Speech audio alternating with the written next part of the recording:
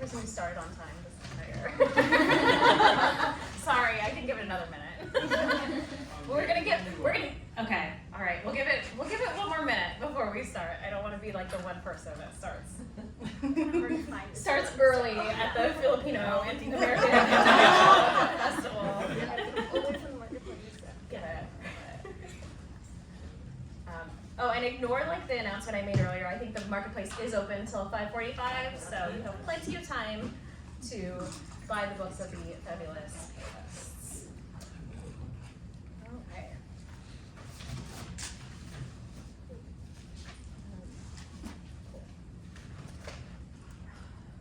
Okay.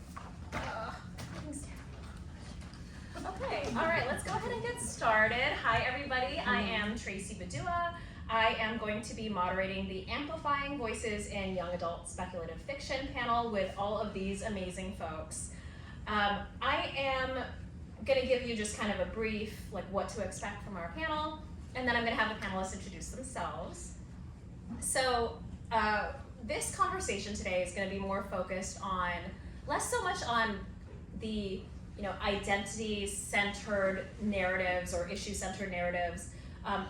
All the books that we're going to be talking about today are about Filipino or Filipino-American kids just having adventures, good or bad ones. I know some people write like some really dark stuff, but good or bad adventures, because it's important that we see ourselves as main characters in a variety of narratives, not just ones where we are being victimized or traumatized based on our identity. So that is the whole point of this exciting panel today, is us just talking about adventures where people happen to be Filipino or not. So that's what we're going with. Like I said, I am Tracy Badua. I write middle grade and young adult. I do not write speculative fiction yet on the young adult space, so this is me just secretly like getting all of the advice from them. So I'm going to go ahead and start and go down this way, and then we'll do some quick intros. They're going to tell you about what they write, and then we'll launch into some questions. Hi, I'm Ellickson. I'm the author of The Vanishing Station. It came out this past April. It was my debut novel, which was really exciting to finally see it out in the world. And I love writing young adult with a splash of magic. And so my book is set in San Francisco. I grew up here. And the magic portals are through the BART trains. And so people can jump anywhere in the world from one train station to another. And so there are these crime families ruling each train station. And my main character is a Filipino-American girl. Her dad gets into debt and she kind of takes over his debt and gets pulled into this underworld. And so you follow Ruby as she gets on a lot of adventures and a lot of mistakes along the way too. So those are always fun. Hi everyone, my name is Shannon Price. I wrote A Thousand Fires. It's a young adult retelling of the Iliad set in modern day San Francisco, featuring a biracial Filipino white protagonist. No, you're good. We'll get into it. You're fine. Just introduce yourself. And I like to say I write stubborn heroines on epic adventures. So this is not a fantasy book. It's more the retelling in a modern setting, and then I also write fantasy and just stubborn girls trying to get by. Hi everyone, my name is Alex Brown. I have written many a thing. My debut novel came out last year. It's called Damned If You Do. It features a biracial Filipino and white American protagonist who is a high school stage manager, and during Tech Week, a demon comes into town and reminds her that a few years prior she sold her soul to him, and now he needs her to do him a solid. So in the midst of preparing for a theater show to come off the ground, she gets pulled into this kind of like Buffy the Vampire Slayer-esque world, and also has a crush on her best friend who may or may not be turning into a monster.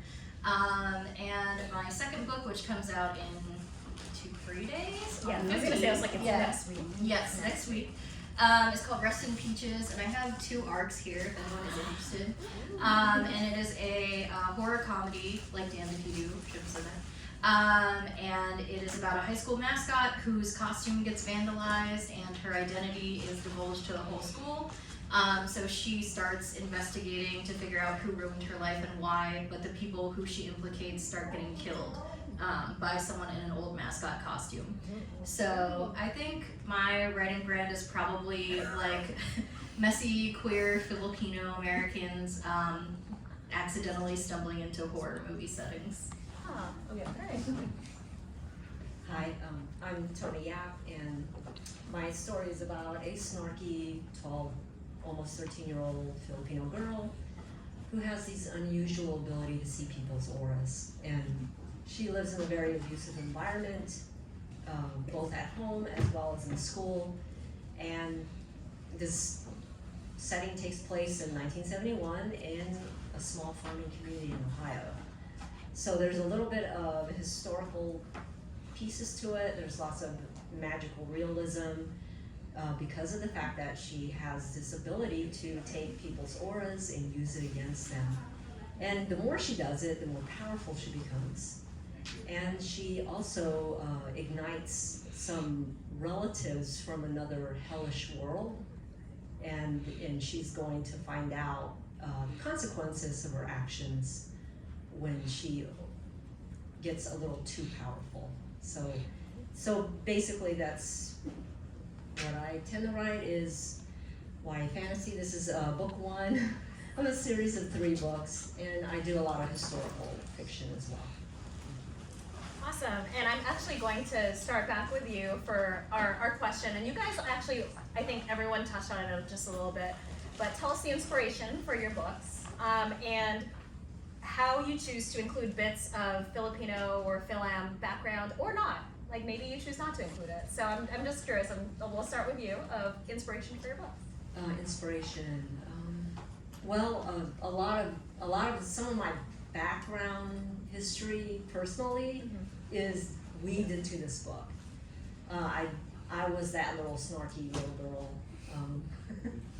I like to talk back a lot, but and I did well in school. I was a bookworm, but I didn't have a lot of friends. And moving to,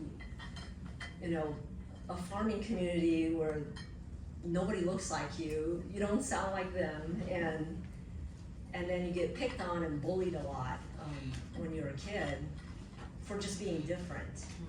And the fact that she is a little bit more different, that was basically, it was past generational trauma, and the setting is very multicultural because her relatives are also, they're Filipino, they're Polish, they're German, there's some Chinese. And so, yeah, that's where I was inspired to write this book, and yeah, I had a lot of fun with it. All right. Yeah, for Damned If You Do, it is a horror comedy. I promise it's funny. But the reason that my main character Cordelia sells her soul to a demon is because she has an abusive father, and in a moment of panic asks for help to send him to hell. So, that part was definitely inspired by childhood trauma, let's say. But for me, it was important to weave in elements of Filipino culture, and I made one of the monsters an Envious Wong, and her best friend, who's also Filipino-American, is transforming into that while all of that other stuff is happening too. So yeah, I thought it would just be a fun way to, pay homage to the culture. And also, there is a lot of lumpia. I mean, if you're gonna transform into any kind of monster, like Asalong is a good one. Yeah, It's good.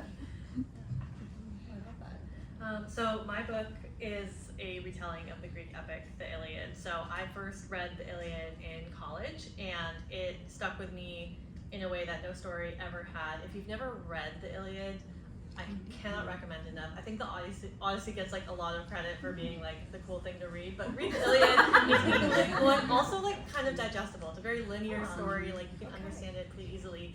And so I read that in college, and then I graduated and I lived here in San Francisco, and I sort of started to see similarities between this collision of ideas in the Iliad and the sort of stark differences that you see in San Francisco of the sort of, ultra wealthy tech community, but then the like kind of the heart of the city, like folks who've been here for a long time, and the sort of things that conflicts that you get between those two ideas reminded me a lot of the conflicts between the two powers in the Iliad. And so I started just really thinking, what if I set a version of that story here? What would that look like? And fortunately, I get a lot of my ideas from dreams. So I had a dream that I was being pursued, and I knew I was being pursued, and somebody came to rescue me. And basically, that's the first chapter of the book. It's this feeling of being sought after, and then also finding a way forward, finding a rescuer. And my main character, Valerie, is she's dealing with a lot of mental health issues and haunted over the death of her younger brother, which she sees as her fault. So in the story, she is trying to redeem herself and get rid of some of that guilt by joining this very violent conflict to try to find who murdered her brother. So making her Filipina was really something that I wanted to do almost in a way that, like, why would I not? And like, who am I to not? As somebody who, like, I'm 31, I first read a book with a biracial protagonist when I was 25. It's The House That Lou Built by May Respicio, and it's a middle grade book. And I got to page 3. Available in the marketplace. Oh, good, yes, please pick it up.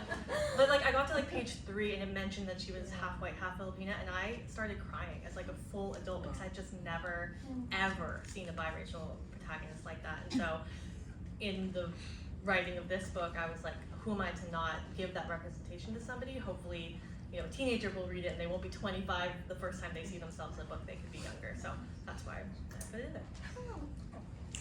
Oh, I so love that. I know, since I've been doing events for the Vanishing Station, I've had so many amazing parents of biracial kids come up to me in line, and they're like, oh, I really want to buy this for my kid because, like, they want to, make their kid feel at home in the world. And so it's been such a joy to meet those parents, like, coming up to me in the signing lines. And so it's been a surprise. I didn't realize, like, how many people were, like, craving that and wanting that more in books. And so my main character is also biracial. Like, my mom immigrated from the Philippines. Hi, Mom. She's over here. And so I really, really wanted to include pieces of growing up with her and just, that culture aspect. In the story, the dad is from the Philippines, and so he kind of made a deal to be able to come here, and he's kind of left his homeland behind to be in San Francisco with his daughter. And so anyway, as I mentioned earlier, a lot of inspiration came from me growing up in San Francisco. I rode a lot of the BART trains and just all over the city, and so my imagination would wander, and I'd always think of stories like these kind of shady behind the scenes, dealings that might be going on in the BART trains while, you're kind of bored and just like, trying not to fall asleep before your stop. And then when I was a young adult, I did a lot of train travel through Europe. I visited like over 30 countries before I turned 30. I had read Neil Gaiman's Neverwhere while I was on the trains, and he had like an underground, like, under the London subway, and so I thought, oh, San Francisco, it has such a vibrant, gritty feel here, and also, as you mentioned, kind of like this have and have-nots dynamic, and who are the people in control of these magic portals, and I wanted to explore that, and so that was a lot of fun to dive in and kind of reimagine San Francisco with a touch of magic in there. All right. I mean, as you can see, we've got a whole range of narratives, and again, these are just adventures where folks happen to be Filipino or not. And I think, what's interesting when Shannon said, like, really, like, why not? Why not us as the main characters? Why not? Like, because we have, every now and then you will have a Goodreads review or something where someone will be like, why did you make this character Filipino? Why did you make this character queer? Why did you make this character disabled? And really, it's just like, why not? Because these people exist. Like, it's because we can. So, that kind of leads a little bit, sorry for the poor segue, into my next question, which is really like, not everyone's expected to answer every question, but just given that we're starting to see Filipino and Filipino American representation in speculative work, both on the pages and on the screen, why do you think it's like hot all of a sudden? Why do you think that Filipino lore or cultural practices really fit into today's media landscape. And I wrote a note, I sent the questions to the panelists beforehand, and I wrote a note of, no, you can't all talk about Manny Jacinto. I know, so at least one person can be like, because he's out there, now we can be like, compare his face with our books. Just compare it. But I'm just curious, like if anyone, I don't know, like I feel like it happened with food at some point, where all of a sudden, like, Filipino food became the, like, I think, like, really more on the forefront. It became a lot more mainstream, and people were really seeking it out. And I feel that's kind of happening with Filipino American literature. I don't know if anyone has any takes on that. I just wanted to talk about Manny Jacinto. I'm sorry. Fair. I think I was actually going to talk about like the rise of ube and its prevalence, like in Let's talk about it. My next book's titled The Rise of Ube. but yeah, like, you know, when I was growing up, like the only place I could find like ube or Filipino food was in like Filipino bakeries, and it was like very, you know, just insular to like our community. But now you go into Trader Joe's and they're like ube cookies, like ube whatever. So like once the hipsters get a hold of it, you're like, yes, we're in. But I think like that plus, you know, all of us who like grew up as like the children of like Filipino immigrants, or the grandchildren of generations, like I think we're kind of taking the ownership back, and like, you know, we lived with the impact of like not seeing ourselves represented and not really feeling like the heroes of our own story. And I feel like those of us who are up here, you know, are really passionate, and sitting in the audience, passionate about like getting that representation out and helping kids not feel the way that we did. So I think that's part of it too, is we're just old enough now to change the landscape, and we're gonna keep fighting and trying. And Manny. In case anyone knows him, there's an entire panel that wants to talk to him, just to talk. That's fine. So, and I think again, like some of the answers touched on this already too. But when was the first time that you saw, like, someone like you in a book, like any of your identities? And I feel like it was kind of the same thing, where it's like the first time I actually read a contemporary story with a Filipino character, I was like, wow. It was life-changing. I remember truly exactly where I was and exactly what I was doing when I read, again, it's the house that Lou built by Mavis Bucio, apparently downstairs, go buy it. But it really was just this moment where I was like, oh, is this what every other identity has been feeling this whole time? You know, like, or not every other identity, obviously, but like, you know, the identities we see more and more, and I'm like, oh, it's so normal for somebody to see, you know, a protagonist that looks a certain way, but it's so new and like. You can say white straight people. You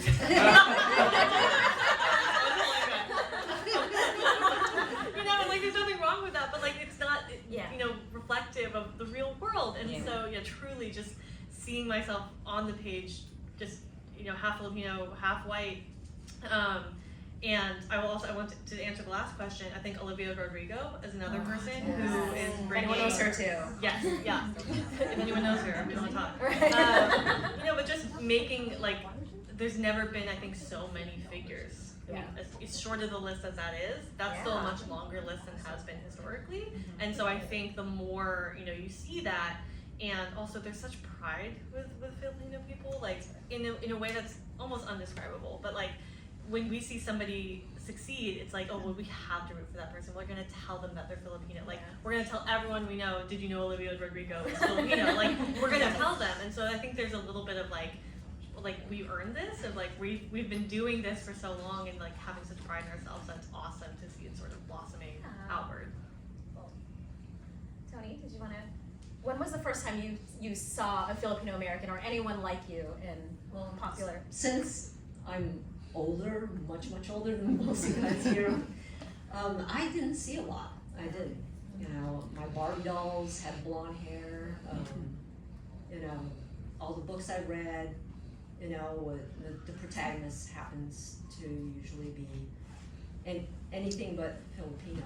And so, yeah, it was really hard, you know, growing up, and over the years, you know, I felt like I was losing a lot of my heritage because I was trying to assimilate into an environment that I was trying to, you know, identify with. and being the fact that my family, I came from a military family, we moved around a lot. And so, you know, all I knew was how to be clean, and I lived in strict environments. I was only allowed to read so many things. And so the library was my favorite because I could find books from anywhere and everywhere. And I was trying to learn different languages because of the fact that there were some books that were in, you know, other languages that was way more fascinating for me at the time. And so, so I'm just so happy to see that over the years that there's a lot more books and stories. There's celebrities that are also Filipino, and I just wanted to. I finally get to live my dream. I finally get to push my book out there, you know, because it took me a long time to get to this point. So, yeah. Yeah, I think similar to you, I think it was probably not to my early mid-20s that I finally read a book with a Filipino, you know, American character in it, and I just think like, oh, that is so sad. I could have, you know, it was a middle grade book. It was Erin Entrada Kelly's Blackbird Fly, and that was the sweetest book. I really just like, yeah, it's a very like, yeah, it's a sweet book, and I wish I had read it as a middle grader. And so I'm glad it's out there, and I'm glad she's pumping out like book after book. And so I'm really excited for the kids who are growing up now that have like a ton of books with, you know, all sorts of representation in there. Alex, did you want Honestly, I don't remember. So to? I mean, that's good. That means like you just read so much that you're like, cool. yeah, that's no, nice. it's been a Move lot. on. No, but I think it wasn't something I was consciously looking for like when I was a kid. But definitely when I would go on play dates and people would, you know, my friends would be like, which Disney princess are you and everything. I was like, there isn't a Filipino one, so I don't know like which one I should be. Default Mulan for some There reason. should be. Disney, hit us up. We'll do it. But yeah, I think, you know, for me, I definitely at least stumbled upon like Asian protagonists before biracial or Filipino protagonists. And it also took a while to find queer protagonists too, but there are more of those now too, which is good. So.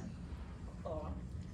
So the title of this panel is Amplifying Voices in YA Speculative Fiction.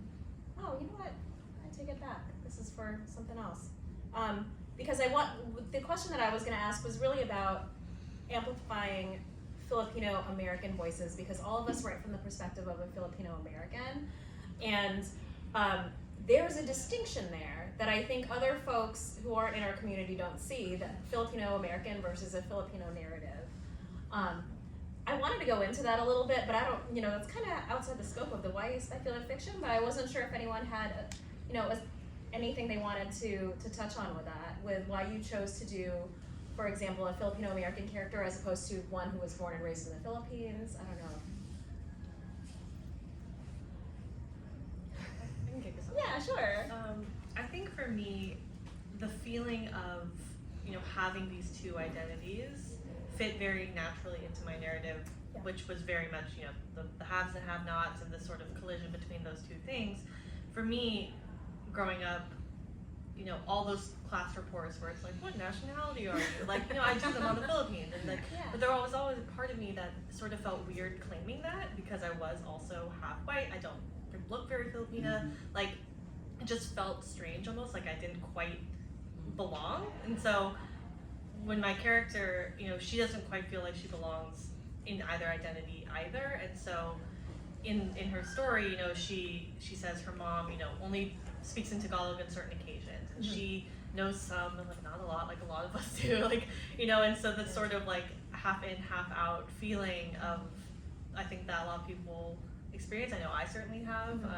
Like in college, there was a Filipino club at my school that I did not join, because I'm like, I will stick out like a sore thumb, it will make me uncomfortable. I just didn't feel like Filipino enough to be there, and that's taken a lot of reflection as an adult to sort of realize that no, of course I was always Filipino enough to have joined or to represent that, but just having to think through that in a way where you're also growing up, and we're putting our characters through a lot of different trials. It's just part of the sort of finding out your identity and how you want to move forward in your life. Thank you for speaking on that, because I just threw that whole big question at you. So I also, at the beginning I did mention that we write books that are not so much identity centered, right? And I'm gonna ask you this question, surprise. But why do you think it's important that we have narratives that aren't, about Filipino American characters that aren't just based on identity? I'm curious your take. Yeah, I think how you kind of kicked off the panel says it well, of just, these characters who are just going on adventures, and they happen to be Filipino as well, and so just having it in mainstream fiction where it isn't necessarily an identity or a trauma-centered narrative, it's been so fun. I went on a school visit last week and a bunch of 8th graders, and that was really fun. It was in Santa Barbara, where I'm currently living, and there's I hardly ever run into Filipino people there. And so at the school, it's predominantly white and maybe some Latino folks in the room, but the fact that it's mainstream book that they can just dive into, they loved all the romance and the fight scenes and the magic, and yeah, they can learn all about little bits and pieces about Filipino culture just by going on this adventure. And maybe it's not someone they'd ever run into in the street, but they would kind of get this little piece, and you can almost kind of fall into the narrative and through the adventure part. And I feel like you can reach a much broader audience who might kind of internalize it, and then maybe spark some curiosity. Maybe they want to come to a Filipino book festival and learn way more. And so I think that's a great entry point to just be kind of welcoming to the adventure. I love that. I love the idea that that's this is an entry point. Is people are gonna pick up the book because they really love the Iliad, or they really love gritty, or they really just want to get at people through their auras. So this is it's a way.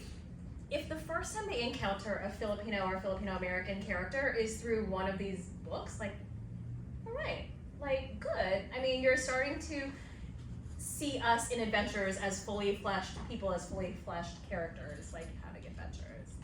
So that's exciting. Yay. I wasn't sure if anyone else wanted to weigh in on just kind of the importance of having narratives that transcend, the identity, trauma, identity-centered thing. I'm glad you mentioned fleshed out, because of the fact that, again, why not?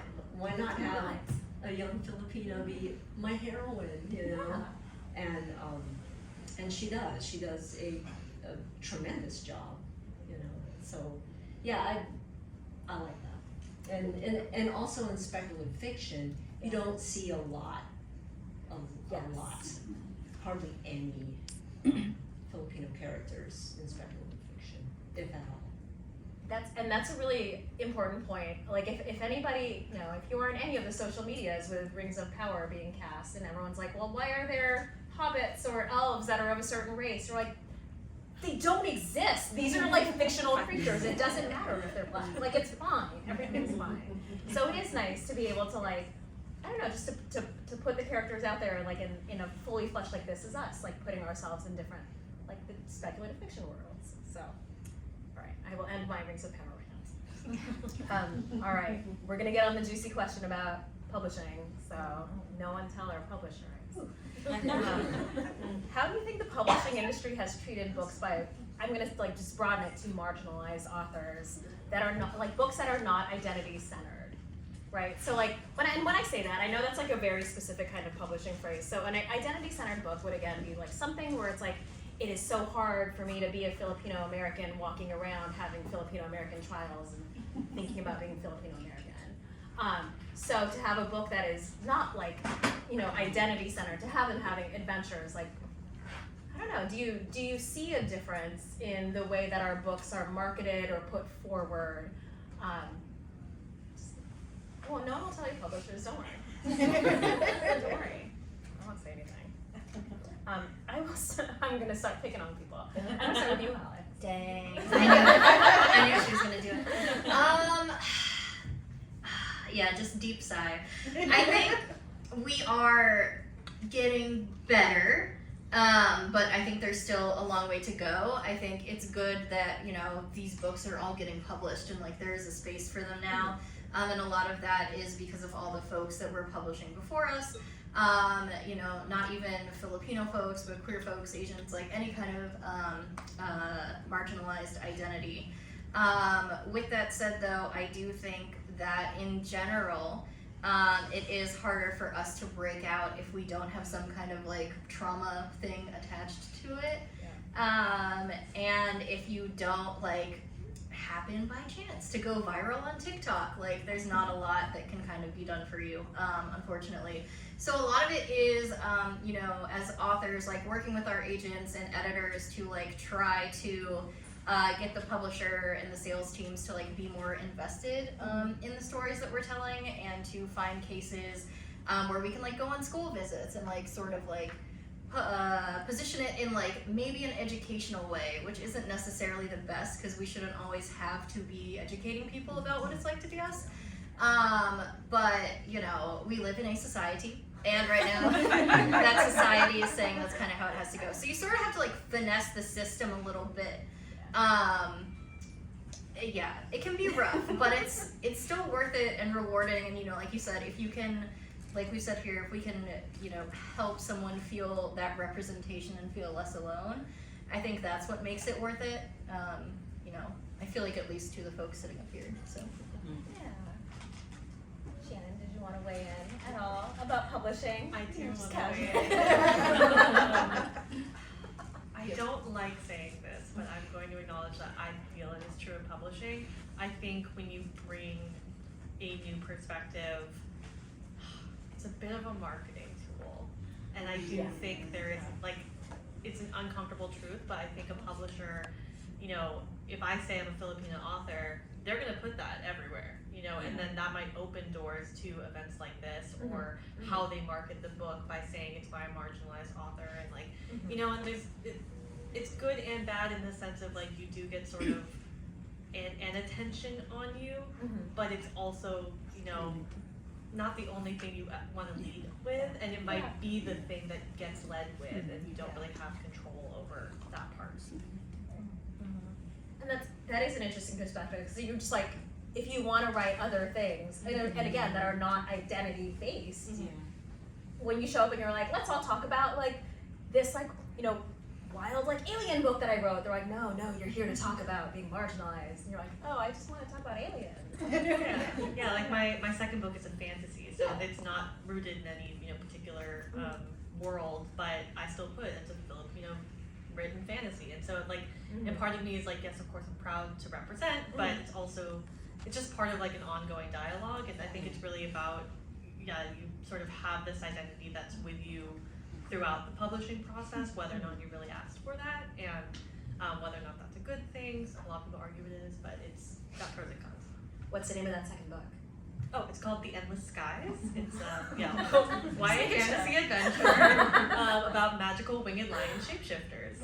And this was a bit of an aside. Earlier you asked like reviews who were like, why is this character Filipino? I do have a review that literally said like, why are there winged lions in this winged lion fantasy book? Just to give you a sense of how publishing really is. Those sort of things happen. It's a true story. 1 star. 1 star. Did you want to wait? I don't know if I have anything to add. Okay. Well, so, and then I think we have a lot to say about the traditional publishing sphere, but I think one of the cool things is that there are a lot of ways, like, in talking to different authors today, I realized that a lot of marginalized authors have gotten to explore and develop their writing through things like Wattpad and fan fiction and indie publishing, and in ways where you are able to take more control over the narrative than you would if you have to go through an agent and an editor and a sales team and a marketing team and all of that fun stuff. So, Toni, I wanted to ask you, like, in your experience, just like how is it reaching readers? Like, how, I know you write with your Filipino American main character, and in like the indie publishing space, like, are you able to get more like directly to the audience you want to reach? That's a good question. your books. They're available for sale. They're I got my talisman. It's one of the 3 books. And the second book's coming out next year. Thank you. Look, we are Thanks, all about Mom. promo. This is fun. Everyone talk about their books. Good. The thing that I ran into, honestly, it was the fact that she was 12 years old. And the publisher went ahead and put my book in YA instead of middle grade. Interesting. And the reason why is because it's too dark. It's too gritty. It's very dark. It's a dark story. It is. Yeah, because It's good. It's good. But I love your story, but there's no way we're going to put this on a middle grade shelf, out on the whale table of a bookstore. I was like, why not? She's 12. Oh, okay. She'll be 13. Does that count? And they're like, no. But eventually, though, by the time the 3rd book comes out, she's full on YA. She's 16 years old, and she's got a whole new plethora of, because now she's living between the human world and this other world, this non-human world, and so she's no longer, oh, I'm this little Filipino girl, trying to find my identity in this small farming community. Now she's with, winged creatures and, fairies and little demons here and there. So, so that was the main feedback I got from the publisher. It's so interesting. I feel like just hearing about the business aspects of getting our stories out in the world, like the challenges of that, and then just like little things where it's like, oh, like the age. Like where you just have to kind of tweak it a little bit. So, that's interesting. And because I'm making everyone like put their books up and hold them up and kind of like do all of that, I wanted to ask, just what you guys as writers think would be good ways for us to continue to amplify Filipino American voices. You mentioned TikTok and going viral, but just like, I don't know if anyone has any suggestions or thoughts on things that you've seen effective for our books or for other people's books that readers can do. Leave a nice Goodreads review. More winged creature. I think it's so helpful when people leave reviews, because then it just, like the algorithm of how you're going to show up on the internet. So often people might tell me how much they love a book, but they didn't necessarily leave a review or whatever. But as a debut author, you're trying to swim upstream, and you're competing with all the huge, big bestseller TikTok stars. And so every tiny little thing helps. So I always tell people, I'm like, it could be short, it could be definitely your honest opinion, just throw it out there. And I so always appreciate it. And yeah, books are expensive and getting even more expensive, but a free way to help us out is to request it at your library. Yes. So if you love a book and want to make sure that other people have access to it, feel free to do that. That would be great. Thank you. Any other suggestions? I was going to talk about pre-orders, since that's one that doesn't often, a lot of readers aren't aware of, but when a book, before it comes out, you can pre-order it. So basically you give your money and he says they'll send you the book when it publishes, and that has tremendous power because bookstores, publishers, people, they're looking at those numbers. So if you go call your Barnes & Noble and you say, I want a copy of this book, and now the buyer for that store is going to think, oh, I hadn't heard of this one, let me order 2, or let me order 5. And so that just generates interest in a really tangible way on the business side of things. And then of course authors often provide incentives, so pay attention to your favorite author's social media. You might get a free bookmark or be entered in a larger raffle, but it is really a very concrete way to support an author that not a lot of people know about. Yeah, so for example, pre-ordering Alex's book when it comes out on October 15th, it's The Rest in Peaches. So soon. You're not nervous. Yeah, it's fun. I also have a book coming out. October Yes, you 15th. Thea and the Mischief Makers, it's middle grade, so not young adult speculative fiction, but it's, I guess, middle grade speculative fiction. There's blend days. It's for kids 8 to 12. Or I say 8 and up, literally anyone can read it. So. Toni, did you have any insight? I mean, pre-orders, going TikTok viral, requesting at the library, or, good reviews. I definitely identify with the good reviews. As many reviews as you possibly can to help the author. The other thing was book reviewers on TikTok. I hate to say it, I know we're mentioning TikTok again, but there's some really kick-ass book reviewers on TikTok, excuse my language. And if you can get a chance to get their, to get them to feature your book, it helps. I have no idea how to do that. That's amazing. I don't understand TikTok very well. Okay. I wanted to leave some time for questions because at some point I am going to ask you guys for your recommendations on one or two, Filipino American authors or books that you wanna hype up, but I'll give you some time to think about that. So let's go into some questions first, and then we'll end with that. Yes. So as a parent of biracial children, Filipino American children, I do try to find literature, media that represents them. Sorry, I'm gonna cry. Every time I talk about my kids, I always cry. Anyways, so, but the thing that I have a hard time with is not because it is more readily available for them now than it ever was for me. But I find it hard for myself to know how to talk to them about those experiences and biracial experiences because I don't have a biracial experience. I have a Filipino-born American, American-born Filipino experience, and my husband is white, and so we have trouble talking to them about media that represents them, and so I guess I'm so sorry. Oh my gosh! So I guess from people who are creating this, representation for biracial children and biracial people, how would you suggest parents that are in these interracial relationships for us to talk to our children about the representation and how they can find it and what they can do and how to feel like they don't have to choose between being Filipino and being American, how they can just be them. Does that make sense? Is that a good question? I'm sorry. So, the end of my question. I think for me, just always, my parents always just made me feel like I belonged, no matter what.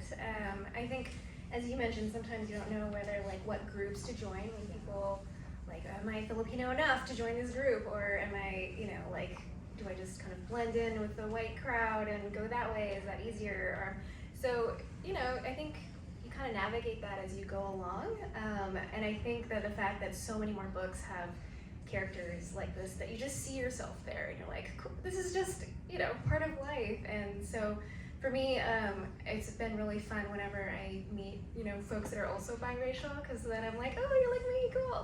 That's just kind of been fun. Just start bonding over these random things. So I don't think you need to worry about your child feeling alone. I think there's a lot of community out there, and that they do absolutely belong. Yeah, I think it's awesome that you're even asking that question. I just want to give you a hug. No, not even a hugger, so there you go. Me neither. Just, right, yeah. Thank you. But yeah, I think, also, I think just being very open with them about both of their cultures and making sure that they know that they can talk to you about things. So when they are, not feeling Filipino enough, or do kind of just whenever they have questions, I think it sounds like you're creating a nice environment for them to be able to voice these things, but yeah, I mean, just emphasizing that they are them, and there are other people out there like that, because I feel especially when I was growing up, I was I don't know anyone else who has my experience, and it can seem a little easy sometimes to just kind of assimilate into the majority culture and call it a day. But I think it is important that we know where we come from, where our families come from. So even sharing with them family histories and stuff like that, I think go a long way. Tracy, can I turn this question on you as a mama? Oh. This is my kids they are Filipino Indian. And I had to explain to my daughter the other day that she's Filipino. Like, I had to explain to her, like, what that actually means. I was like, that means, like, your grandparents and, like, they're all from the Philippines. So she's like, so I'm from the Philippines? I'm like, no, you were born here. You were born in California. So we were trying to, like, go through the whole thing. She's 5, so, like, as much as you can explain, like, the geography of Earth to a 5-year-old. But it's hard because I know she's going to have to deal with Filipinos and also the, like, Indian community and also the American, like, kind of like the default that, you know, her best friend is, like, a very wonderful, cute, white blonde girl. And, you know, when they play princesses, like, these are, like, the little things that I think about of like, we bring out all the dresses that, like, we inherited from, like, everyone else in our family who had girls and saved all of their Disney stuff. But just, I don't know if there's, like, a way to talk about it. And it's, like, one of those things where, like, she's gonna have to, some of those questions, like, are gonna come up, like, on their own from her because she doesn't understand, like, geography yet. She thinks we're, like, in Mexico, and I'm like, no, we're very close to Mexico. I'm in San Diego. But you know what I think is, and it's important that one of the cool things about this panel is realizing that there is no one right way to be Filipino American. All the adventures that we write and then all of the kinds of people that we are, there is no one right way.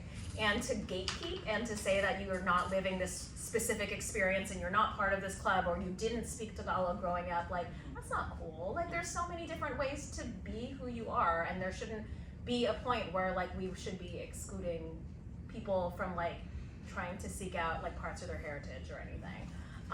And also, we write not so that people can see it, like, not so we can see ourselves, it's so other people can see us. And I think I mentioned this earlier, like, if some other kid, like, who is not Filipino sees a Filipino in a book and is like, cool, and then, like, move along, like, hey, that's pretty good. Like, they know us, they know who we are.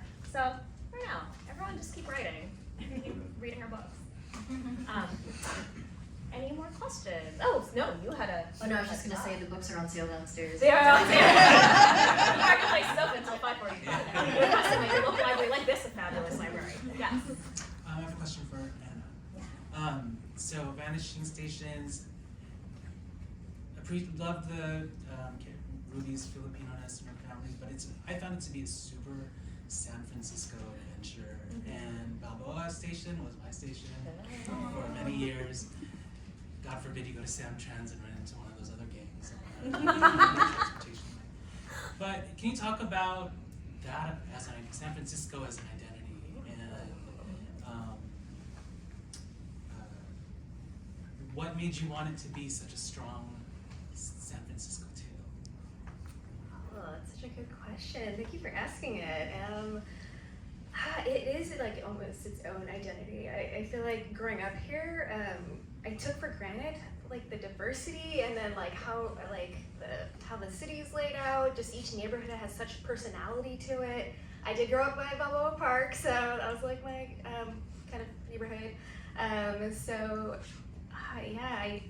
wanted to try and represent that in a book. I know my agent, when she was pitching The Vanishing Station to editors, she was pitching it as, like, a love letter to San Francisco, even though it's showing, like, kind of the grittier parts and the good parts. And I don't know, I think it really captured my youth since I grew up here. Like since I'm writing a young adult novel, it was, like, the perfect way for me to channel, you know, that feeling of being a young adult. And then it came out that way. And I'd be curious to know, like, what you think the San Francisco identity, like, is too. Definitely, yeah, a lot of it resonated with me, like, even, like, somebody living in the downstairs garage scenario. Yeah. That's converting that into a living space. That was a very San Francisco thing, especially today. But no, I'm a native San Franciscan. I didn't grow up here, but I felt that your story, those of us who are from here, can really relate. Just the scenes, how you describe different stations, the vibe across the bay, etc., etc. So. Oh, it's so good to hear. I love when people, like, tell me that that it captured San Francisco, right? Because I know I get some people who are like, oh, why did you, why did you refer it to it as like a subway or something like that? We never call it that. I'm like, it's for other people who don't know what BART is. Any more questions? Yes. This is about amplifying voices. Okay. We want more in this space, but I wondered, to inspire all of us, can you talk about your breakthrough moment? Talk about your breakthrough How moment. did you get there? Was there anything really, the biggest challenge or the biggest supporters you had to get to where you are now? Ooh. Breakthrough moment. Have we broke through? Like, I don't know. We are all just faking it until we make it. Any advice on just like, I think just sticking with it. I think it takes a lot of grit to get to this point. When I look back at when I actually started like writing with the intention of maybe like one day publishing, it was like 10 years ago. And so my first, and then you kind of have to keep moving through the next manuscript. Like maybe the next one will be the one that will catch an agent's attention or an editor's attention. And I think just having the grit to like stick with it, and then also how long the publishing timeline is. So I think I sold Vanishing Station in 2021, and it's 2024. Here it is, like out in bookshelves, and so you kind of have to be able to play the long game. Yeah, I think for most people, for some people, they're like, oh yeah, I was a bestseller, like right out the gate, which I'm like, fine, okay. But it still would have taken about 2 years for that book after it sold to hit shelves. So like any book you buy, it's like coming out on Tuesday, like you probably sold that 2 years or more, 18 months. yeah. Anyways, somewhere in there. It takes a time. long It's time. time. Yeah, it takes a long time. Yeah. I'd say certainly the process of getting published is so separate from the process of writing. And so when you think about writing, for me, when you said breakthrough moment, which I've never thought about this, but for 1,000 Fires, that was the third book that I'd completed, the third one I'd gone to agents with, and the third one that I was trying to get published. And I felt very deeply that I was the best person to tell this story exactly the way I wanted to tell it. And that was a feeling that was new for me from the other two books, where I also was doing my best and trying my hardest. There was something about this story that I knew in my gut I'm the only person who can tell it the way that I want to. And so in that way, you kind of cling to that feeling throughout all the hardships and the many, many rejections that you get in the long process. And then, persevering through publishing, it is very hard. It kind of like, it sucks most of the time is how I talk about it. It sucks most of the time, but then the highs are so high, and like you kind of do get excited, and it is very fun, and you get to do things like this. But sort of having that touchstone of why am I doing this, and what am I bringing, a lot of that relates more to story than to publishing, and then you sort of are able to make it through the trials of publishing by remembering why you started in the first place. Yeah, I think my breakthrough moment was when I quit writing for a couple of years. Like, I had been querying for probably like 5 years or so, and querying is when you're trying to look for an agent. And I had gotten a lot of agents to read the book, but no one had offered representation, and I was just kind of like, I wasn't really writing the books that I was passionate about, sort of like Shannon. I wasn't writing the thing that like only I could write. I was writing what I thought would be marketable or what I thought would sell. And when I stepped away from it, that was kind of time for me to take to see if like I really did want to pursue this thing, like if I wanted to keep going. And I started doing like an audio drama podcast with my friends. So it was like an old school radio show. We had like characters and sound effects and a story and all that. And that sort of helped me like rekindle my love of storytelling. And then, after that, I was finally able to go back and like write Damned If You Do, which wound up being my debut. So, like Anna, it took me like 10, 11 years like total to get published. But I think it's important to take that step back sometimes because, it's a lot of the times we're all just kind of throwing spaghetti against the wall and seeing what sticks. And sometimes your arm gets tired and it's okay to walk away for a bit. It's good. It's a good analogy. Thank you. Okay, my breakthrough moment was, gosh, I've been writing since I was 11, 12 years old, but it really wasn't until almost 4 years ago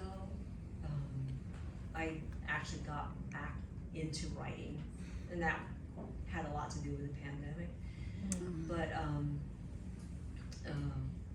it was just something I always wanted to do, and I would have all of these work in progress stories sitting in a, you know, all these little notebooks that I had, and it just, with the talisman, it was something that I found myself in some kind of this dreamlike state.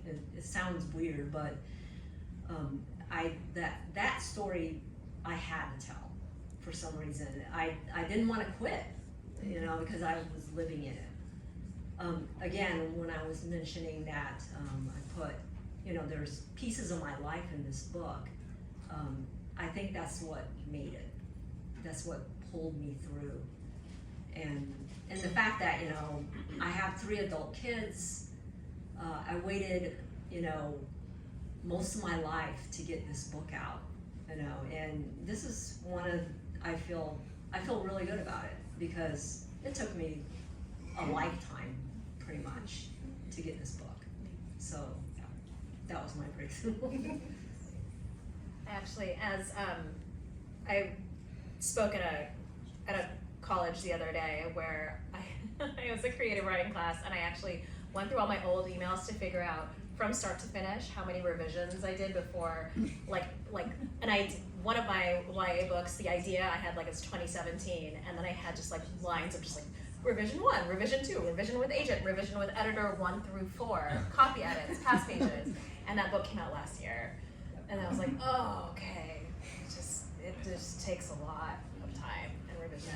Yeah, the editing part. The editing Never part, fun. that's like a whole other panel. I had to work with 4 different editors, yeah. So, Yeah. it was awful. And then we're slashing I started out with 100,000 word manuscript, and then 2 development editors. Yep, they just slash. I was like, is there a story left? What's going on? And I'm like, this is just too much. You know, it's wordy here. There's lots of data dump here and stuff like that. So, yeah, that took about a year and a half, just going through that manuscript and going through all the different editors. That was a little bit of a side on the breakthrough. It was breakthrough, but also all of the work that's involved in getting it to this final stage. So we've only got a minute or 2 left, and I did want to end by asking you all, is there a Filipino American author, or book or something that you want to hype? So I will start with you, and then we'll get it on.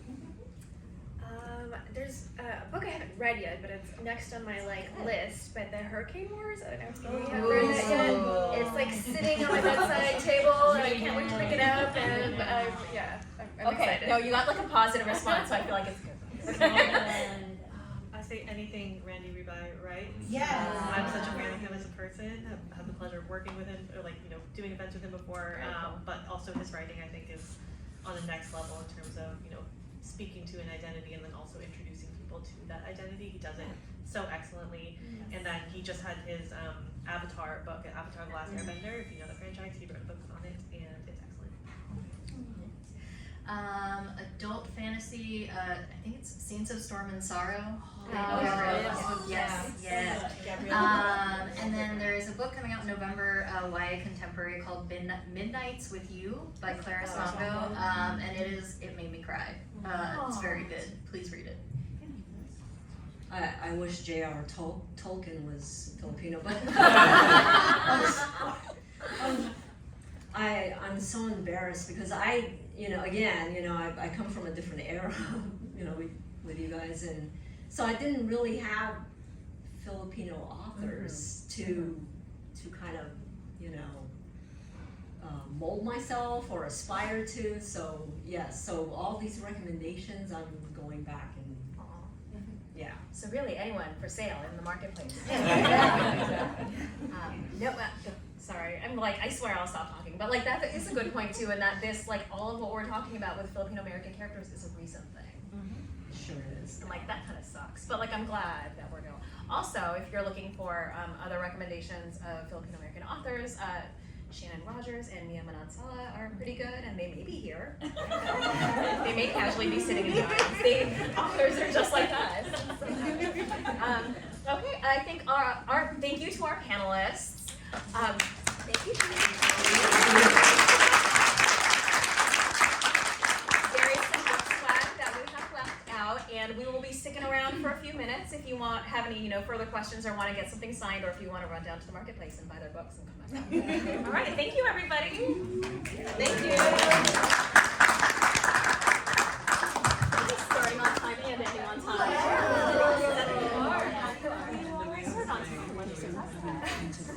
You guys are amazing. Thank you for doing my all over the place question. That's a really good question. I also try to warn people before if I'm going to ask them something hard, because there's nothing worse than being on a panel where they're like, this is so